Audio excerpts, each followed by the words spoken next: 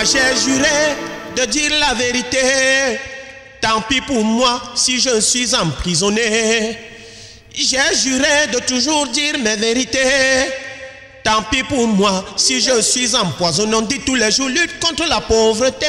Pourtant tous les secteurs dans notre pays sont déjà minés. Au bord de la rue, quand tu veux te débrouiller, les bérets viennent te chasser.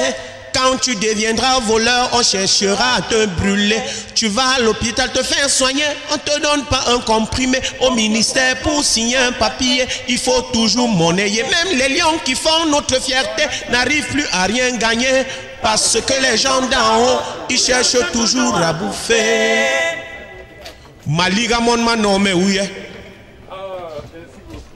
Il m'avait donné la parole à Maître Florence Nono pour qu'elle nous parle du pacte éducatif et qui est un pacte jeune.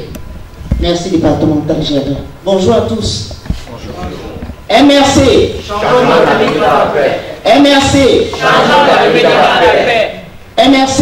Victoire. Jusqu'où? En passant par quoi?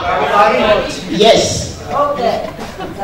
Je vais avoir l'honneur en cet après-midi, cette fin d'après-midi, de vous parler un peu du pacte éducatif du MRC, parce que je dis un peu parce qu'effectivement, le deuxième pilier comporte un peu plus que ça, parce qu'il inclut, n'est-ce pas, une partie concernant la femme qui ne m'a pas été donnée de développer entièrement aujourd'hui et qui notamment, je vais l'annoncer parce que je viens de me rendre compte que personne ne s'est occupé particulièrement de ce point-là, qui concerne effectivement la gratuité de la césarienne pour toutes les femmes au Cameroun.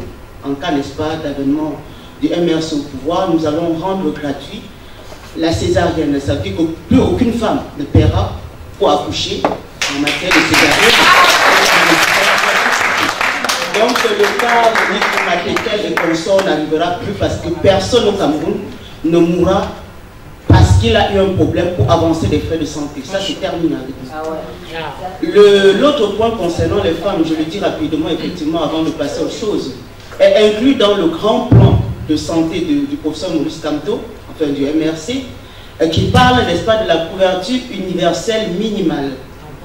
Couverture universelle minimale qui signifie effectivement que désormais, toutes les personnes malades concernant un certain nombre de types, un certain type de pathologies, pas les plus chères, pas les plus graves, sera pris en charge, n'est-ce pas, de façon universelle au Cameroun, et c'est la solidarité nationale, n'est-ce pas, qui financera largement les soins de santé. Et même pour les cas les plus graves, effectivement, à l'avenir, l'État contribuera massivement afin que tout Camerounais, n'est-ce pas, puisse se retrouver et protéger en point de vue sanitaire. Donc, je vais m'arrêter là, sur ces plans-là, parce qu'on aura sans doute l'occasion de vous en parler ici ou dans d'autres meetings du MRC. Je tenais à en parler parce que ça me semblait important. Donc, aujourd'hui, il m'a été demandé, n'est-ce pas, de présenter précisément le thème jeunesse et éducation. C'est-à-dire, ce n'est pas simplement le pacte des jeunes, c'est jeunesse et éducation. Et il m'a semblé important que nous revenions, parce que c'est vrai que l'utilisation des mots, chaque mot veut dire quelque chose. Hein. Ça veut dire que quand on parle de jeunesse, moi je ne me lance jamais dans le développement sans avoir reposé la définition des uns et des termes, n'est-ce pas, qui me sont donnés à traiter. Alors j'ai voulu qu'on revienne sur le terme jeunesse. C'est quoi la jeunesse? Qu'est-ce que c'est?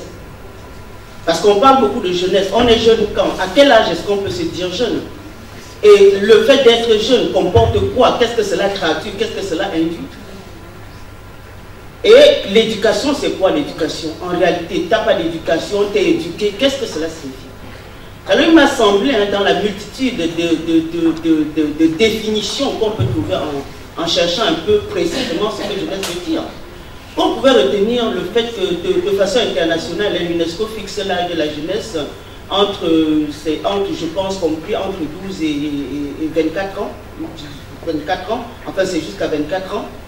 Et on dit en général, hein, que cette période est caractérisée par quelque chose de très spécial, qui est donc une certaine curiosité, une certaine ouverture d'esprit, une certaine flexibilité, une certaine soif d'apprentissage aussi, hein, parce que c'est le temps où effectivement, pas encore période située entre l'adolescence et l'âge adulte, c'est peut-être une période un peu voilà, à cheval, hein, on n'est plus tellement enfant, mais on n'est pas adulte non plus.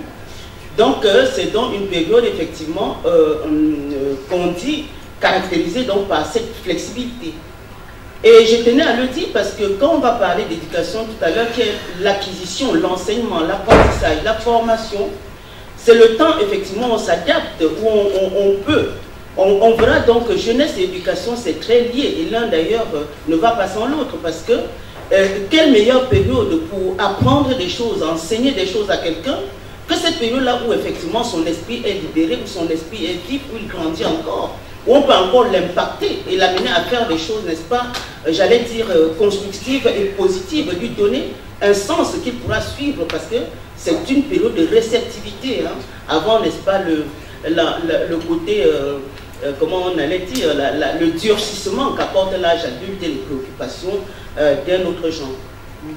Donc, MRC, bien entendu, hein, ça c'est pas très compliqué, le MRC met un accent particulier sur la jeunesse, elle met un accent particulier sur l'éducation et un accent particulier, n'est-ce pas, sur l'éducation et l'insertion professionnelle par la suite. D'abord, il faut éduquer ses enfants, ça veut dire qu'il faut les former en fonction, n'est-ce pas, des catégories auxquelles ils appartiennent. Déjà la petite enfance, hein, qui est un point très très important chez nous parce que c'est là qu'on allait, j'allais dire, que tout se joue. Ça veut dire qu'il faut, aujourd'hui nous proposons d'amener l'esprit scientifique, y compris à la maternelle. Les enfants doivent apprendre à faire des choses, on doit éveiller leur curiosité par rapport à leur environnement. Ils ne doivent pas aller à l'école juste pour connaître l'alphabet et dire des mots. Ils doivent pouvoir faire des choses, chacun à son niveau, même à la maternelle déjà. Effectivement, le MRC souhaite, n'est-ce pas, que des enfants, qu'il y ait cette scientification, ou je ne sais pas, scientisation de l'école, même à l'école maternelle. Donc, à l'enseignement primaire ou de base, nous mettons une option prioritaire sur la formation scientifique et technique, ainsi que sur l'innovation. Donc, concrètement, ce choix ouvre une ère de pragmatisme, n'est-ce pas, dans la formation. On ne forme plus pour former, mais on forme effectivement pour poursuivre des objectifs qu'on s'est déjà fixés en amont, selon les besoins de la société, selon les projections qu'on se fait par rapport à une situation. Si on sait effectivement en analysant qu'on aura besoin d'un nombre accru d'informaticiens ou de mécaniciens dans nos industries, ou je ne sais pas, de pilotes, ou je ne sais pas quoi, on va plutôt les former effectivement que de former des littéraires qui finalement auront du mal, n'est-ce pas, après à trouver des débouchés, parce qu'effectivement, si une entreprise n'a pas besoin de quelqu'un d'une qualification particulière, n'embauchera pas quelqu'un qui ne jouit donc pas de cette qualification-là. Donc, il est donc impérieux, il m'a semblé impérieux, n'est-ce pas, au MRC de repenser notre système éducatif à tous les niveaux, afin d'une part d'élever son niveau, parce qu'il se souvient, il y a quelques années, hein, pour ceux qui sont qui ont un peu connu l'ancien système avant l'ère du renouveau, que les diplômes camerounais, par exemple, étaient extrêmement prisés à l'étranger. Quand un enfant faisait ses études au Cameroun et qu'il partait faire ses études en Allemagne ou en France, ou partout ailleurs, il n'avait pas besoin de passer un autre examen. Aujourd'hui, vous arrivez avec un diplôme camerounais, il est tellement décrédibilisé aujourd'hui que personne ne vous prendra dans cette classe-là. Quand vous avez de la chance, on vous fait redoubler, on vous fait reculer d'une année, ou carrément vous devez repasser un autre examen pour montrer effectivement que vous avez le niveau d'être inscrit ou même d'être accepté, n'est-ce pas, dans cet établissement-là.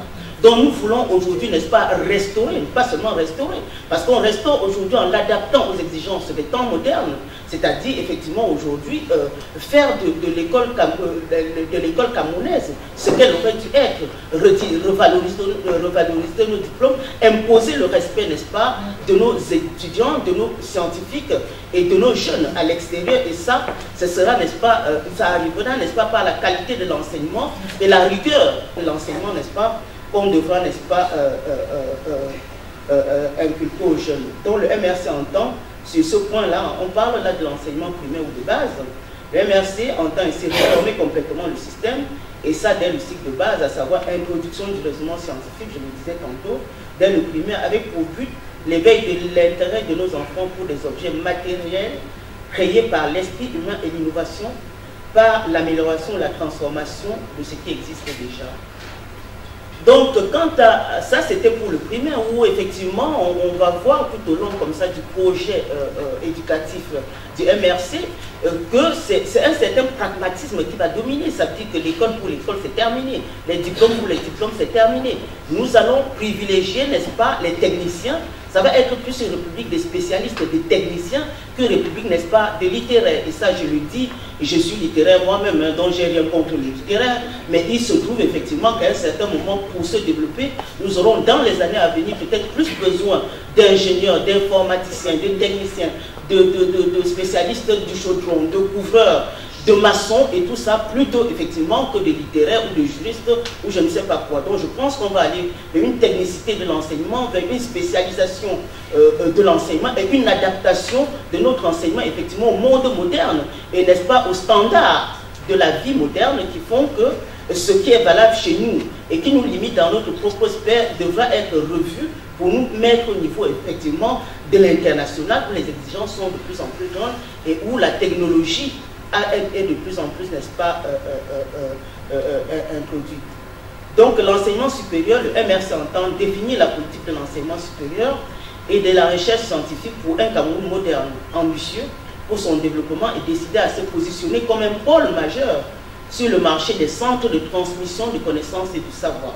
Donc nous, non seulement nous voulons, n'est-ce pas, améliorer la qualité des études chez nous, mais nous voulons être un centre attractif, même en Afrique centrale, même dans le monde, pourquoi pas, qui pourrait attirer même d'autres personnes, tellement la qualité effectivement de notre enseignement fera que certaines viennent des pays alentours. Mais ça l'a déjà été, hein, ça veut dire, il y a quelques années, le Cameroun formait encore les étudiants de toute la sous-région Afrique centrale, qui lorsqu'ils venaient par exemple faire des études en Guayaquil, c'était un plus. Lorsqu'à l'EMIA, les étrangers venaient former leurs officiers, c'était n'est-ce pas, une formation de valeur. Aujourd'hui, la corruption a tout gangréné, le favoritisme a tout gangréné, le soi-disant, je ne sais pas, la planification, je ne sais pas, régionale ou je sais quoi, où effectivement aujourd'hui les médiocres sont à des endroits pendant que les meilleurs sont obligés effectivement d'aller faire du mototaxi. C'est ce qui est une véritable hérésie dans n'importe quel pays où on raisonne.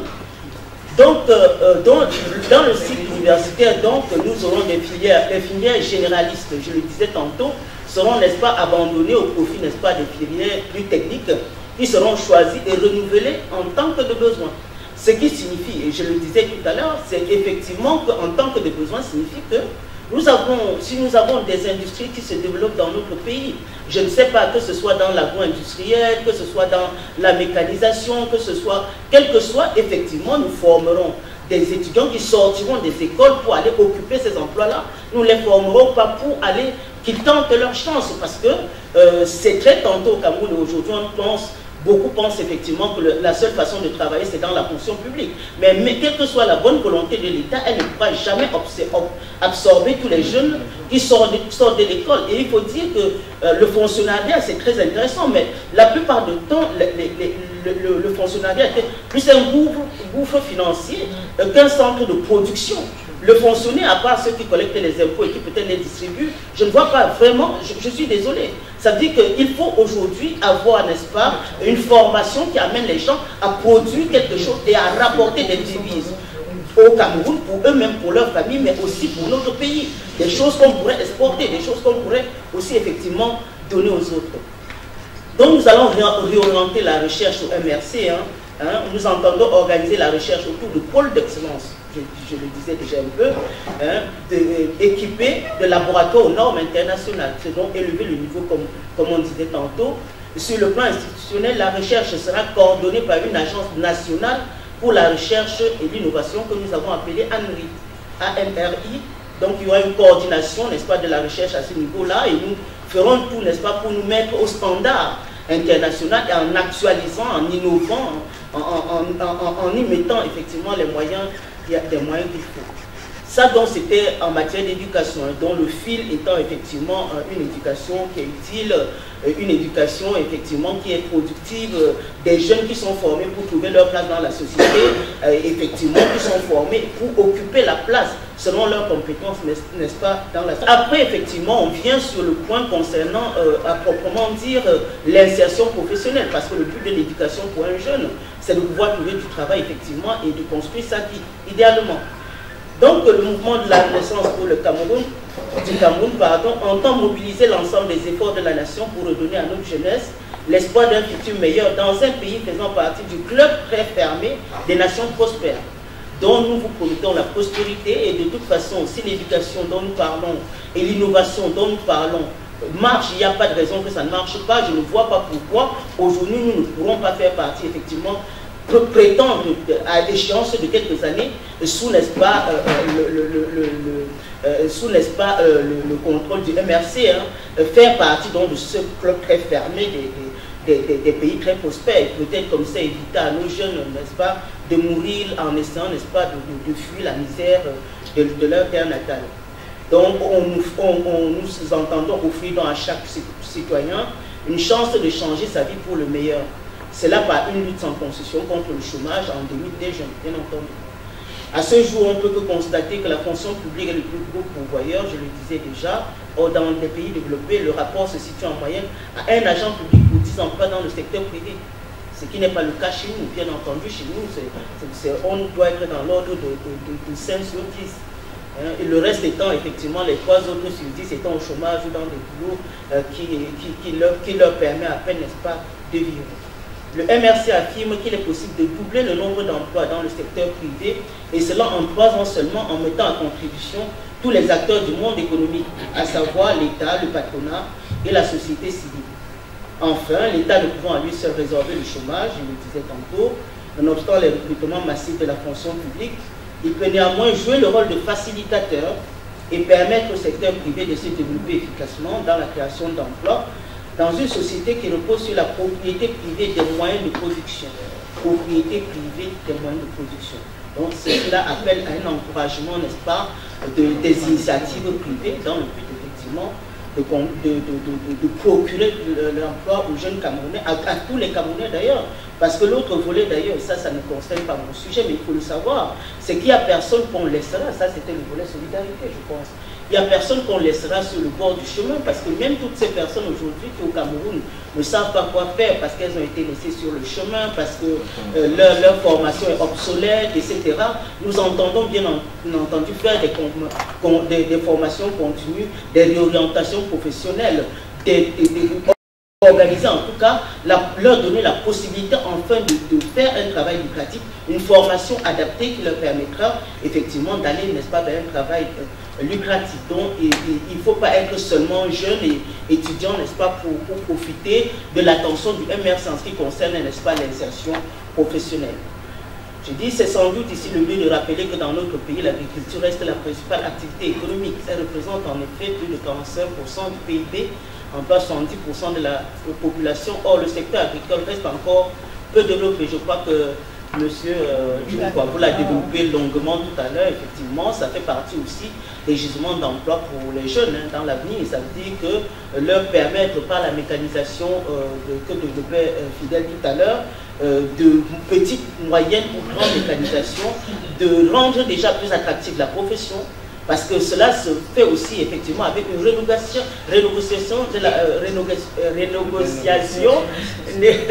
de la politique agraire qui permettrait effectivement une certaine sécurisation des terres, une même voie de redistribution pour que les jeunes puissent avoir des lieux. Parce que même moi, j'entends surtout dans les réseaux sociaux des jeunes dire je veux bien être fermier, mais je n'ai pas de terre. Qu'est-ce que je fais pour avoir de la terre? Je pense que là aussi, effectivement, il faudra avoir une politique qui permet aux jeunes d'accéder, n'est-ce pas, à la propriété terrienne, bien entendu, en assurant qu'on peut leur permettre d'évacuer leurs marchandises, de la vendre, de commercialiser et de pouvoir en vivre confortablement. Donc, le mouvement pour la renaissance du Cameroun entend valoriser dans certaines expériences en cours, parce que nous ne venons pas dire rien n'a jamais été fait, mais la plupart du temps, même quand il y a une initiative au Cameroun, force est de constater malheureusement que ça ne donne jamais le rendement à 100%. Quoi. Ça dit, il y a toujours quelque chose qui cloche à un moment, et ce qui paraissait sur papier comme une excellente idée, effectivement, produit à peine 10%, n'est-ce pas, de ce qu'on en attendait. Donc nous allons donc valoriser des expériences qui ont montré leur capacité à générer des emplois stables rémunérateurs.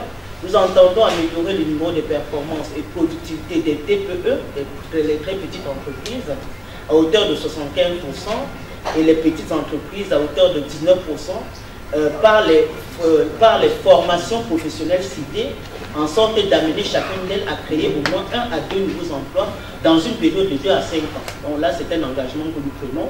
Ça veut dire effectivement que nous donnerons les moyens aux plus petits, parce que finalement, dans un pays, le plus gros pourvoyeur d'emploi, ça reste plutôt les petites entreprises, hein, ça veut dire celles qui emploient 2 ou 3 personnes. C'est pas, les multinationales, elles peuvent être impressionnantes, mais en réalité, c'est parce qu'un cordonnier va embaucher 2 ou 3 personnes, qu'un responsable d'un magasin du quartier, d'une épicerie aura 5 personnes, on trouve du travail. Ça veut dire qu'au fond, ils en font beaucoup plus, parce qu'ils se multiplient aussi plus, que finalement, ils sont plus pourvoyeurs d'emploi, n'est-ce pas, que ceux qui, d'un seul coup, embauchent 100 personnes, alors qu'eux, en multipliant, embauchent des milliers.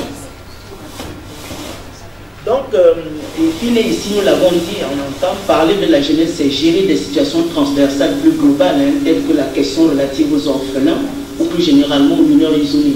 Ça veut dire ces enfants qui parcourent nos rues dans l'indifférence totale, qui n'ont pas de parents, qui sont venus des villages, qu'on a abandonnés, qu'on a accusés de sorcellerie, qui à Douala ou à Yaoundé, sans pouvoir manger, qui nourrissent, n'est-ce pas, la petite délinquance parfois.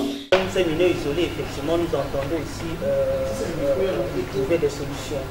Et particulièrement concernant ces mineurs isolés, malgré la complexité de la situation, nous n'entendons pas reculer. Hein.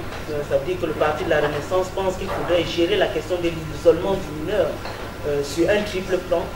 Il s'agirait en premier lieu sur l'origine profonde de cette situation qui est la pauvreté. Hein. Ça veut dire que les enfants se retrouvent à la rue, soit parce qu'ils n'ont pas de parents et pas de famille pour les prendre en charge, soit parce que la famille est tellement pauvre que finalement il va commencer à se débrouiller avant même que d'avoir 10 ans. Donc il erre par-ci par-là et finalement on se retrouve dans des choses pas très agréables. Donc il faudrait travailler sur la responsabilité parentale et plus la responsabilité familiale, et enfin il faudrait prendre des mesures pour assurer la formation de l'insertion professionnelle des enfants et des jeunes concernés. Je pense que je le disais déjà comme ça rapidement. Après ce bref exposé, vous l'aurez compris, le mouvement pour la renaissance du Cameroun entend se déployer dans tous les secteurs impliquant la jeunesse de notre pays afin de faire d'elle, par l'éducation, la formation, l'insertion professionnelle et sociale, la véritable relève qu'elle se doit d'être et qui a justifié de tout temps qu'elle soit nommée le fer de lance. Donc, obligation scolaire, je ne sais pas si je vous en ai parlé, obligation scolaire, veille sanitaire, éducation pragmatique, formation professionnelle, accès égalité à l'emploi. Telles sont quelques pistes que le MRC entend explorer pour l'avènement d'une meilleure valorisation de la jeunesse dans notre pays. Merci.